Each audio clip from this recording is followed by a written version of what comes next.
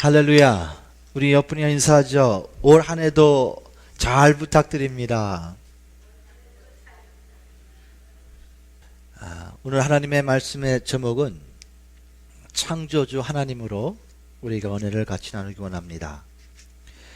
2013년도를 시작하면서 하나님께서는 우리 모두에게 창세기로 은혜를 나누게 하셨습니다. 이 창세기, 영어로 이 제네시스라는 의미는 beginning, 시작이라는 의미를 가지고 있습니다. 천지가 시작되었고 모든 피조물들이 시작되었고 남자와 여자가 시작되었고 죄가 시작이 되었고 죽음이 시작되었고 또한 나라가 시작되었습니다. 그리고 무엇보다도 하나님께서 당신의 자녀들을 위한 구원의 계획이 시작되었습니다. 우리 창세기 1장 1절 말씀, 우리 잘 아는 말씀이지만 우리 한번 같이 봉독합니다. 같이 읽겠습니다. 시작. 태초에 하나님이 천지를 창조하시니라. 아멘.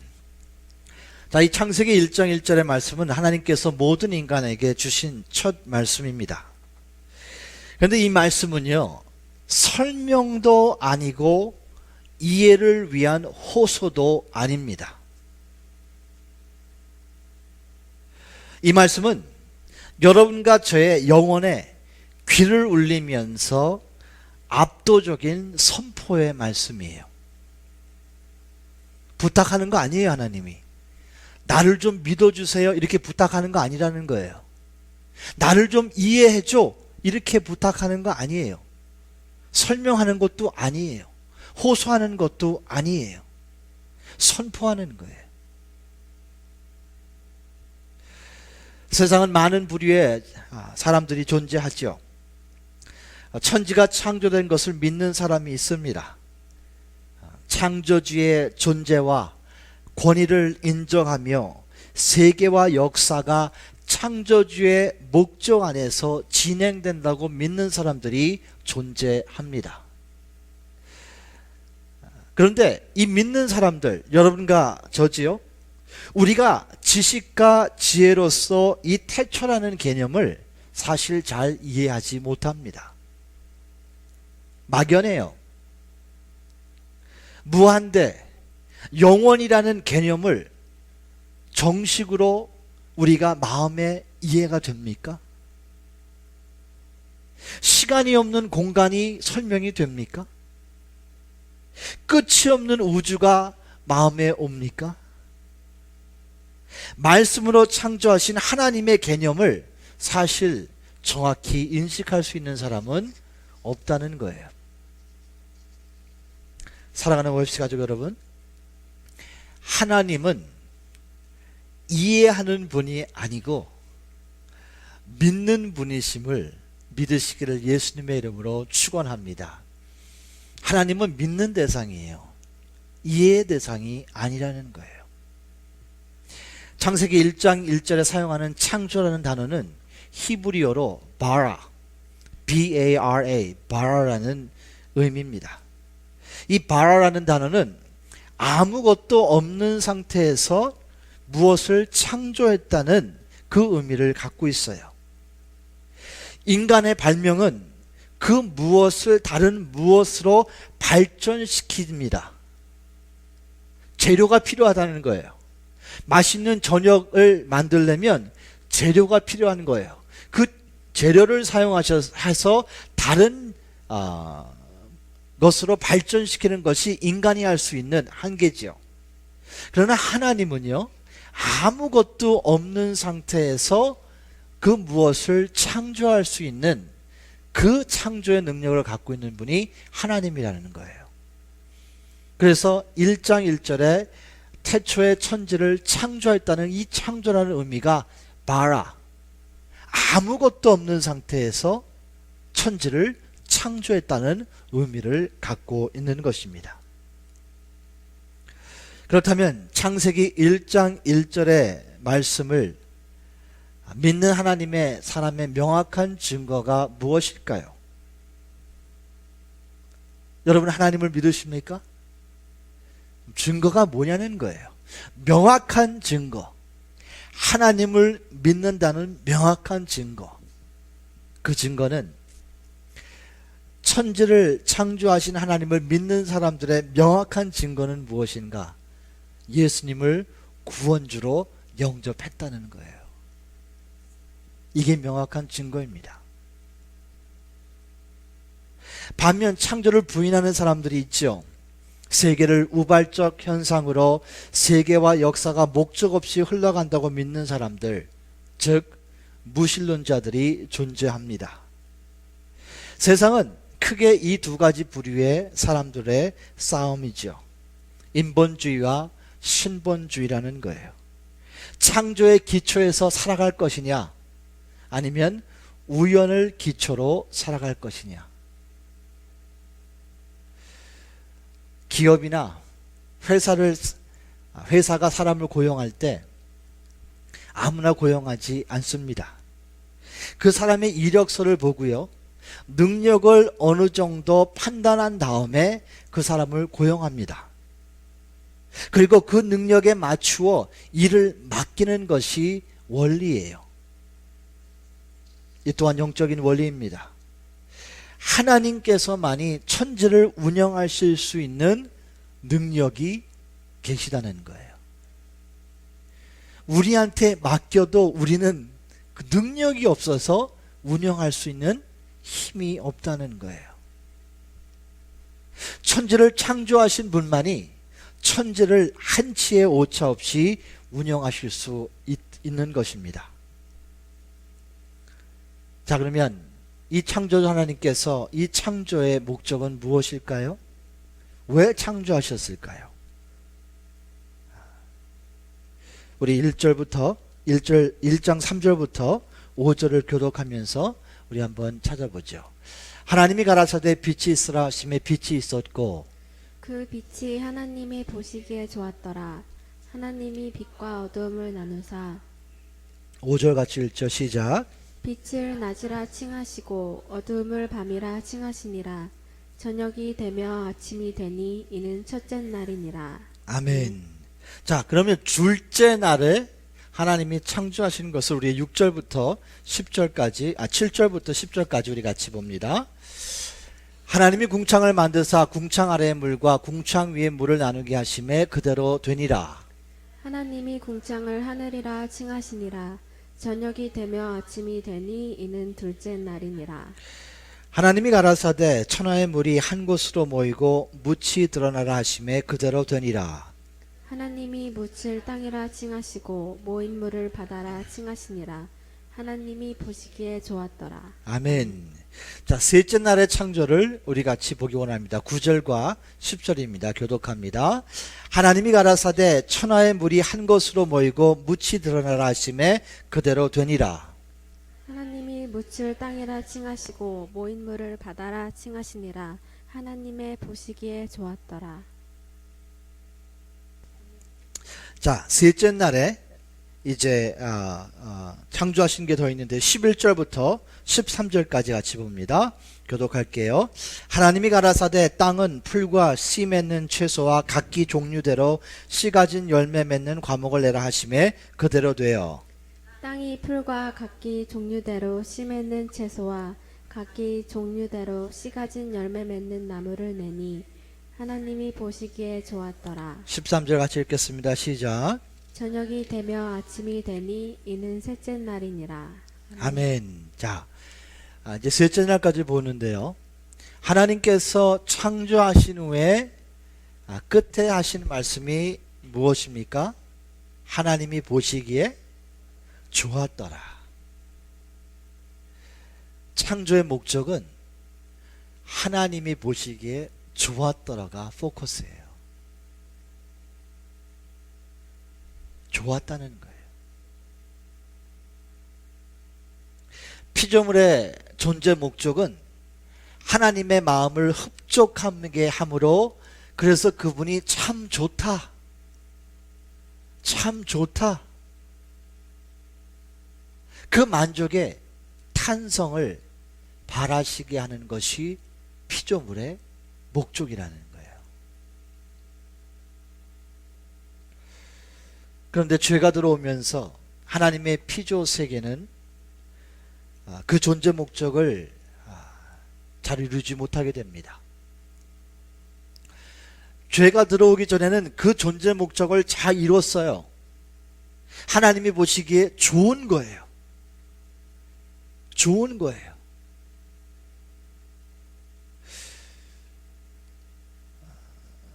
또한 우리 이 창조를 보면서 우리가 또한 알 수 있는 것은 하나님은 질서의 하나님인 것을 우리가 인식할 수 있습니다. 자, 빛을 창조하신 후 하늘의 물과 땅 위의 물을 나누셨어요. 또한 천하의 물을 한 곳으로 모으심에 바다로 칭하셨고 뭇을 땅이라고 하셨습니다. 그리고 뭇들은 생명으로 번성케 하셨고 하늘에 새가 날게 하셨고 땅에는 풀과 채소 또한 열매 맺는 나무를 내게 하셨어요.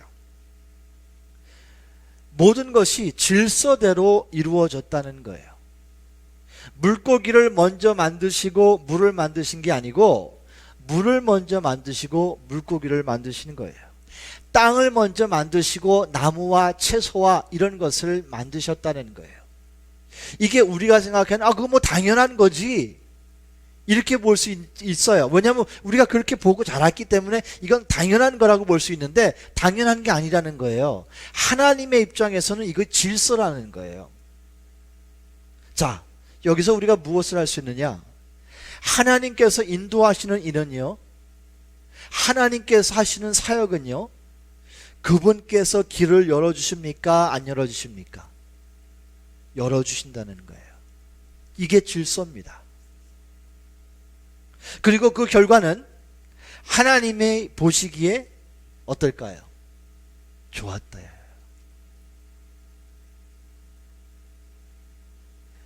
사역에 하나님께서 원하시면 길을 열어주세요. 질서가 있어요.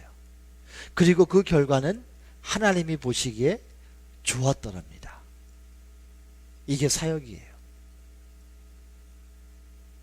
사랑하는 월시가 여러분, 여러분과 저의 삶이 하나님께서 보시기에 좋았더라가 되었으면 좋겠습니다. 이 중요한 거예요. 인생은 하나님의 선물입니다. 하루, 일주일, 한 달, 1년의 모든 시간은요, 여러분과 제가 만든 게 아니에요.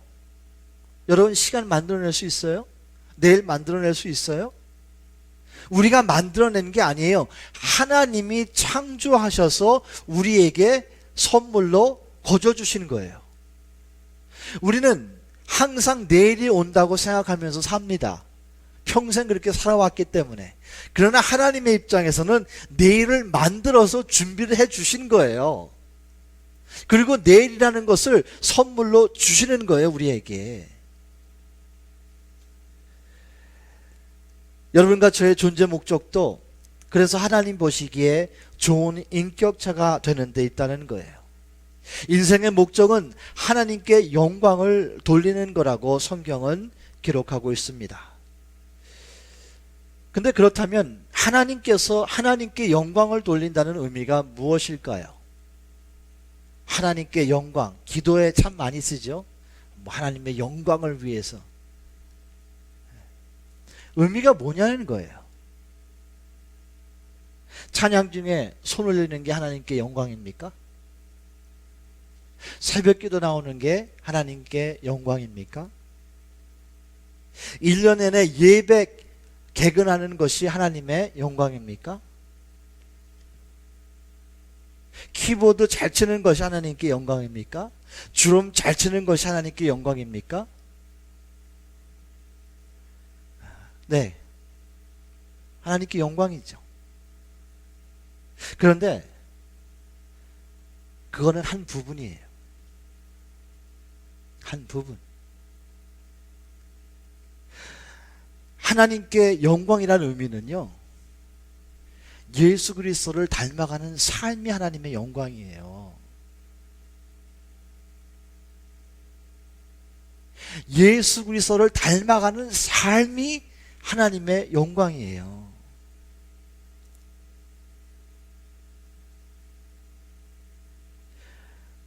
이것이 하나님께 영광을 드리는 것이에요. 왜냐하면 예수 그리스도로 닮아가는 그 성화의 삶을 하나님께서 보시고, 죄인이지만 무단히도 노력하는 여러분과 저의 그 삶을 보시고 하나님께서는 보시기에 좋았더라 하는 거예요.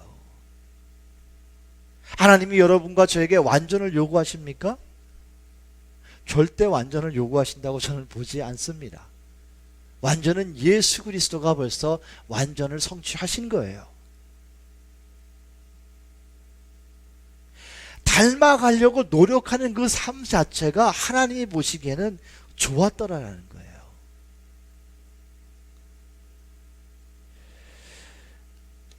(2013년도) 말씀을 믿음으로 순종하셔서 여러분과 제가 예수 그리스도를 닮아가는 복된 삶을 하나님께 드리시기를 예수님의 이름으로 축원합니다.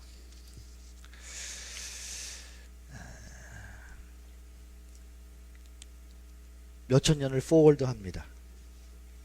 가나 혼인잔치 아십니까? 가나 혼인잔치. 요한복음 2장에 가나 혼인잔치가 있죠. 가나 혼인잔치가 잘 모르겠으면 이번 신약 반 시작하실 때 꼭 오셔야 됩니다. 우리 요한복음 2장 1절과 2절 말씀 우리 한번 같이 두 구절 읽어보겠습니다. 시작. 사흘 되던 날에 갈릴리 가나에 혼인이 있어 예수의 어머니도 거기 계시고 예수와 그 제자들도 혼인의 청함을 받았더니. 아멘. 자, 2장 1절을 보니까 사흘 되던 날이 어느 요일일까요?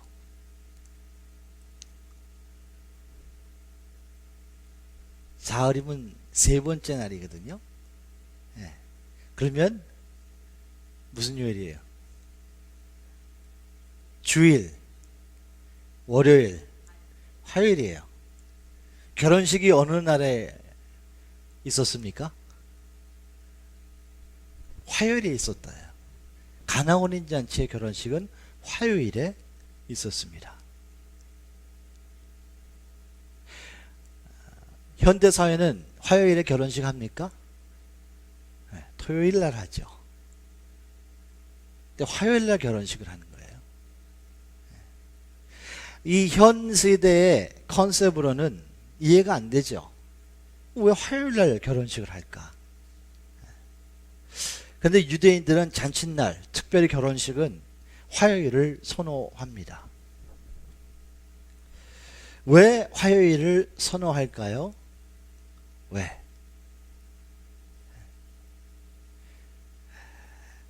창조 6일 동안에 세 번째 날에 하나님이 보시기에 좋았더라를 두 번 하십니다.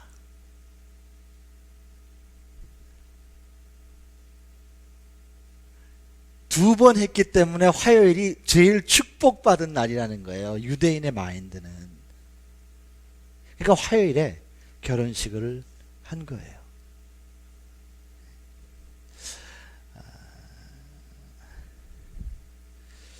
옆분에게 한번 말씀합니다. 올해 신약, 구약 성경 공부가 있습니다. 이것을 이해하면 재밌어지는 거예요. 유대 문화를 조금 알아가고 그들의 마인드, 그들의 컨셉을 알아갔을 때 성경이 더 재밌어지는 거예요. 자, 하나님은 이제 6일째 되는 날 남자와 여자를 창조하십니다. 창세기 1장 26절부터 28절까지 있습니다. 우리 교독합니다. 하나님이 가라사대 우리의 형상을 따라 우리의 모양대로 우리가 사람을 만들고 그로 바다의 고기와 공중의 새와 육축과 온 땅과 땅에 기는 모든 것을 다스리게 하자 하시고. 하나님이 자기 형상 곧 하나님의 형상대로 사람을 창조하시되 남자와 여자를 창조하시고. 우리 28절 같이 읽죠. 시작. 하나님이 그들에게 복을 주시며 그들에게 이르시되 생육하고 번성하여 땅에 충만하라 땅을 정복하라 바다의 고기와 공중의 새와 땅에 움직이는 모든 생물을 다스리라 하시니라. 아멘. 질문 드립니다. 인간은 동물 중에 하나입니까?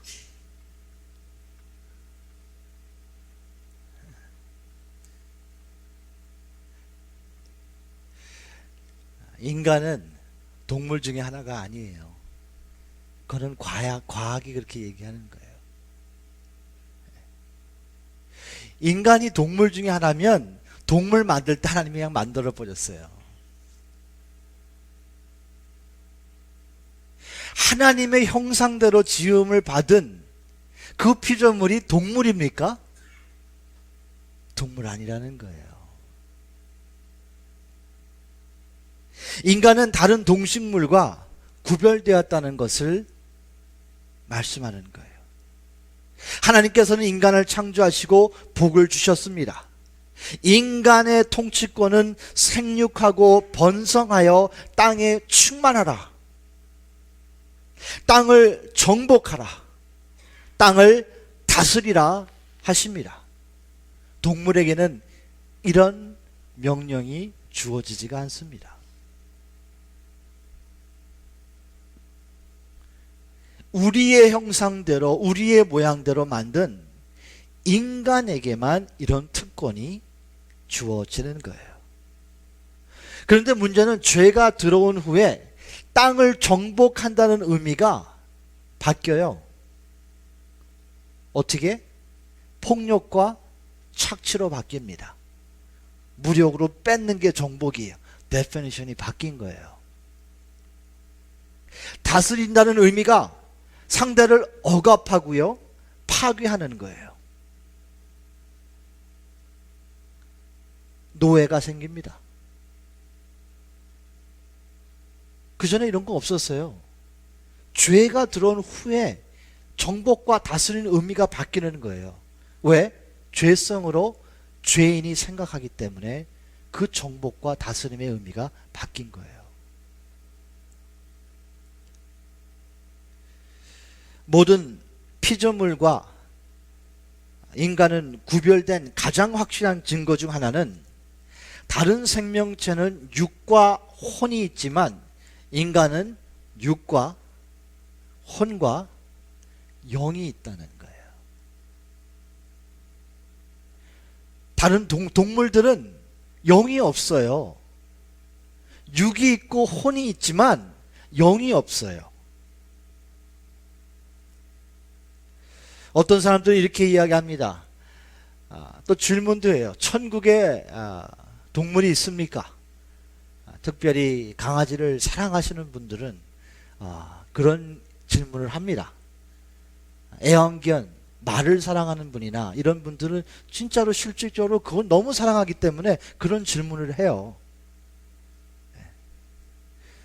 그리고 천국에 동물이 있다고 생각하는 분도 꽤 있어요. 그런 분들은 또 이런 구절을 끌어내죠. 계시록에 예수님이 뭐를 타고 오셨습니까? 말을 타고 오셨습니다. 그러니까 천국에는 말이 있습니다. 나는 사랑하는 말이 있었거든요. 그 말이 갈 수 있으면은 내가 강아지, 내가 키우던 그 애완견도 아마 거기에 있을 거예요. 그런 생각에 잡혀서 사는 사람도 실제로 있어요. 그러나 그 계시록에 예수님이 말을 타고 오신다는 것은 상징적으로 예수님은 왕 중에 왕 아니십니까?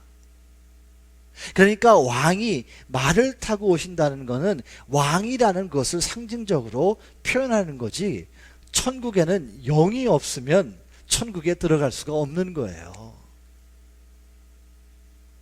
육과 혼만 있으면 하나님 만날 수가 없어요. 우리는 하나님을 영에서 만나는 거예요. 영. 그러니까 신령과 진정으로 예배를 드리라는 거예요. 우리 영이 하나님이 만나기 때문에, 우리 영이 하나님의 영을 만나게 되면 내가 설명할 수 없는 눈물이 나올 수도 있고 설명 안 되는 마음의 평강이 올 수도 있고, 그게 하나님을 영에서 만나기 때문에 그런 역사가 일어나는 거예요.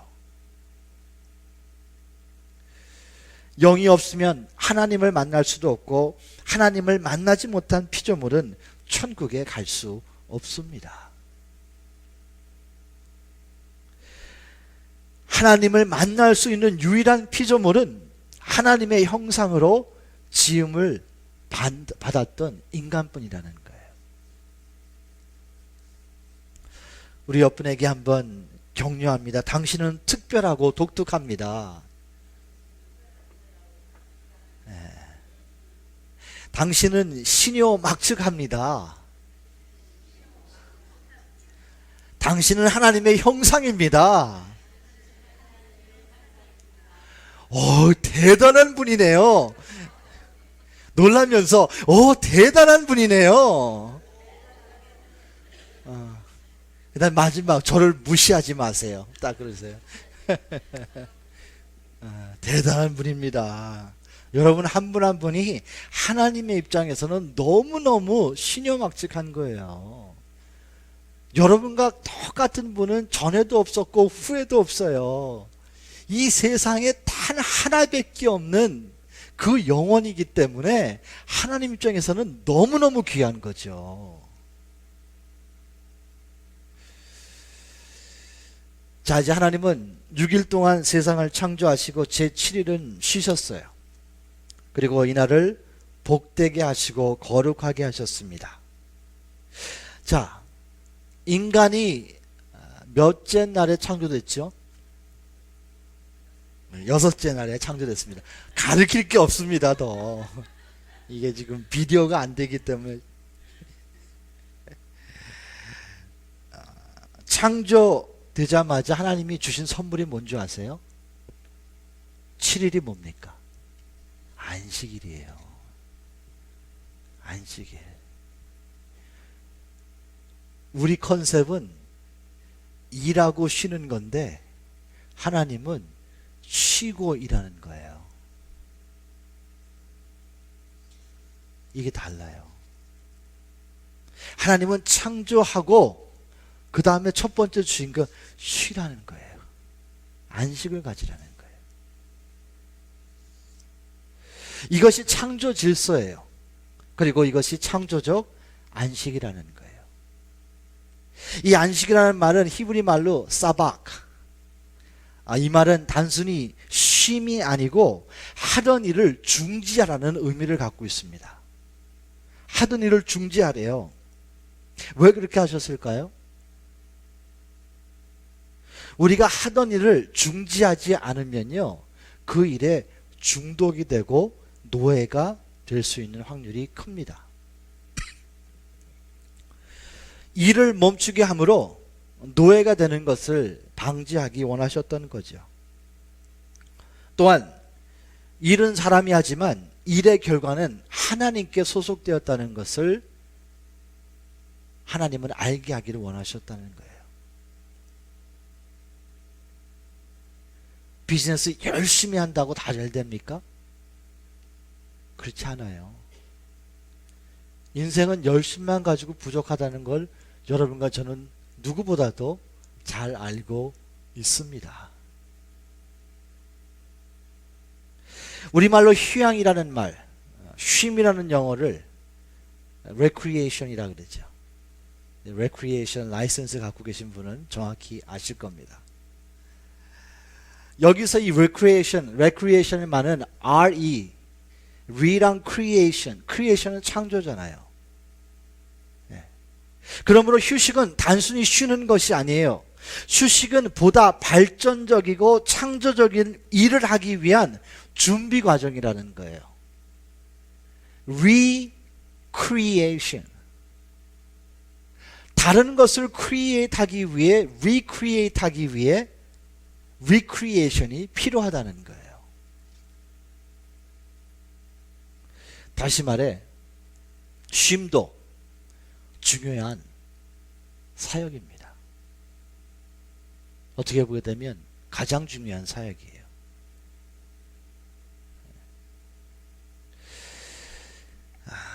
사랑하는 월시가족 여러분, 인간은요, 상대를 알아가고 싶은 내면의 동기가 있습니다. 이 내면, 내적인 동기가 있어요. 어떤 사람을 알고 싶은데 그 알고 싶은 동기가 있어요, 내면에.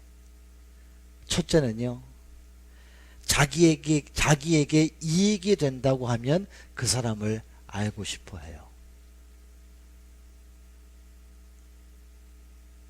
내적인 동기예요. 그래서 접촉하고 접근합니다. 전화하고 찾아가고 때로는 선물까지 주고 수단 방법을 가리지 않고 때로는 가면을 쓰고 찾아가요. 왜?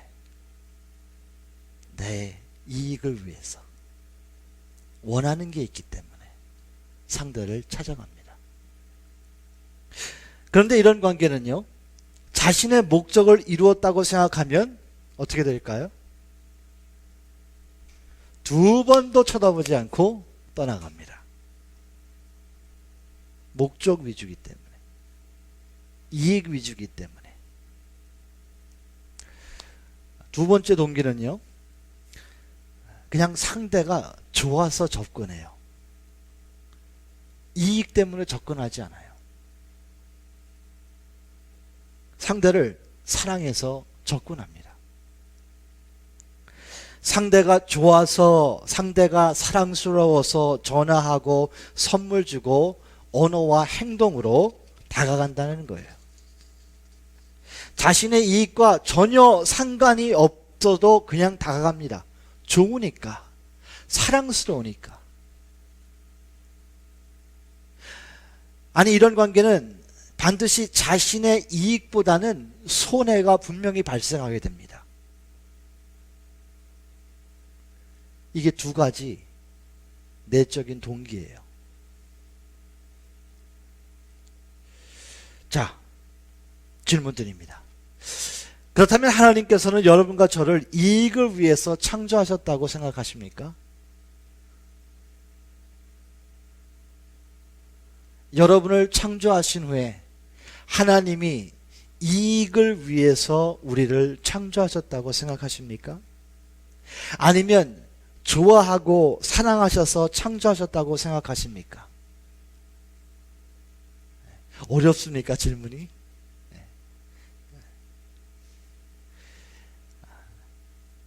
당신의 자녀는 사랑하셔서 창조하시는 것이지 이익을 위해서 창조하시는 것은 아니죠. 하나님 입장에서는 사실 자식이 아니라 왼수입니다. 왼수. 쇳덩어리이기 때문에 원수 같은 자식이지만 사랑하신다는 거예요. 미국에 이런 익스프레션이 있어요. I don't like my son, but I love my son. 마약하는 아들을 보면서 아버지는 그 아들을 싫어해요. 그런데 그 아들을 사랑합니다.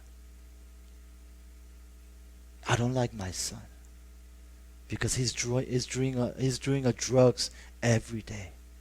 He's into gambling, he's drinking, he's going out and do all the secular things. I don't like him,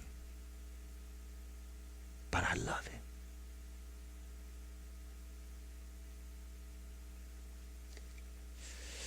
자, 그렇다면 여러분과 저의 신앙생활의 가장 기본이 무엇일까요? 이익을 위해서 신앙생활을 하는 것이 아니라 사랑을 위해서 신앙생활을 해야 된다는 거예요.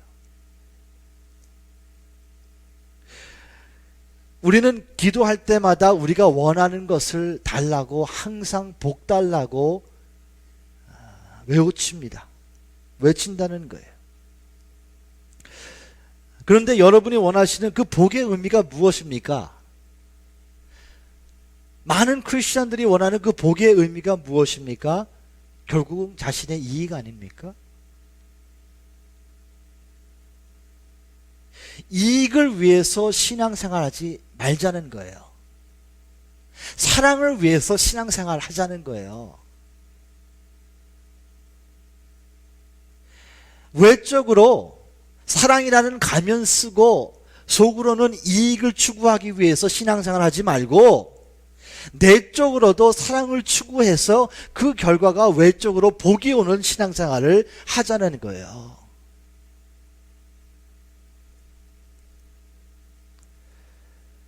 신앙생활은 결코 여러분의 이익을 위해서 하는 게 아니라는 거예요.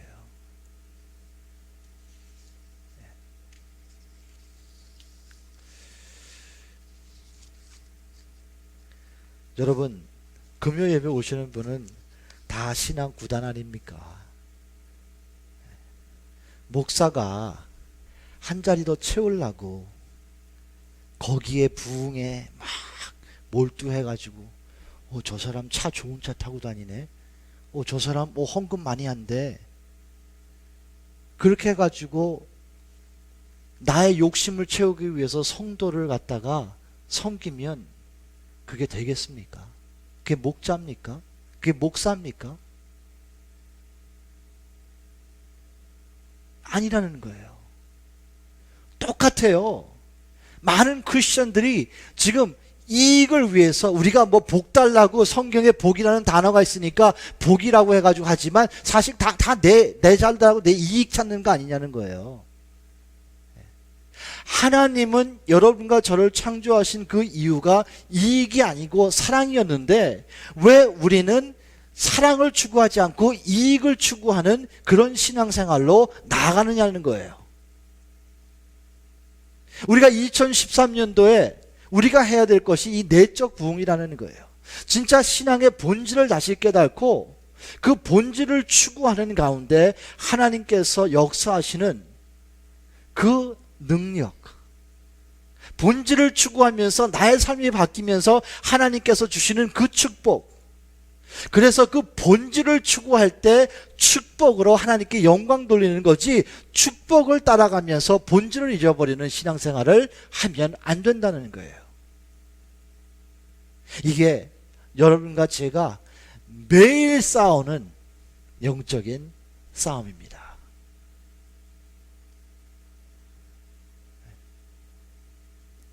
부부간에도 마찬가지고요. 여러분이 제가 만나는 모든 사람들은 내적인 동기가 두 가지가 있다는 거예요.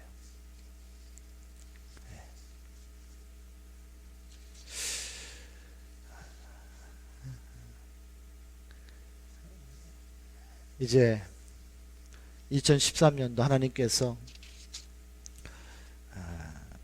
내적 부흥, 외적 열매라는 슬로건을 주셨고 요한복음 15장 5절 말씀을 주셨고 또 우리가 본질을 추구하기 위해서 하나님께서 많은 것을 저한테 주셨어요. 계속 지금 저장하고 있습니다. 앞으로 한 3months 동안 이렇게 쫙 시리즈로 여러분과 은혜를 나누려고 합니다. 우리가 내적으로 정말 본질을 추구하는 그런 신앙인이 됐으면 좋겠어요. 이익을 좀 추구하지 말고 좀 이익 좀 그만 추구하고 정말로 본질을 추구하는, 그러므로 하나님이 단돈 10불, 단돈 5불, 단돈 1불을 헌금하더라도 보시기에 좋았더라. 보시기에 좋았더라. 그게 목적 아닙니까? 헌금 많이 하는 게 목적이 아니에요. 헌금을 어떻게 하느냐가 문제죠. 헌금, 신앙생활을 오래 하느냐가 문제가 아니에요. 신앙생활을 어떻게 하느냐가 문제죠. 기도를 오래 하는 게 본질이 아니에요. 기도를 어떻게 하느냐가 본질이죠. 봉사를 하는 것도 본질이 아닙니다. 봉사를 어떤 마음을 가지고 하는 게 본질이에요.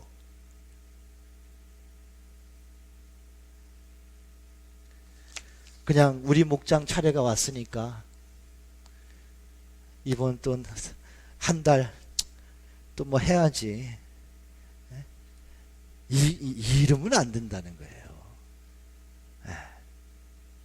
기왕 봉사하는데 그런 마음이 없으면 하나님, 제가 이런 마음 가지고 안 됩니다.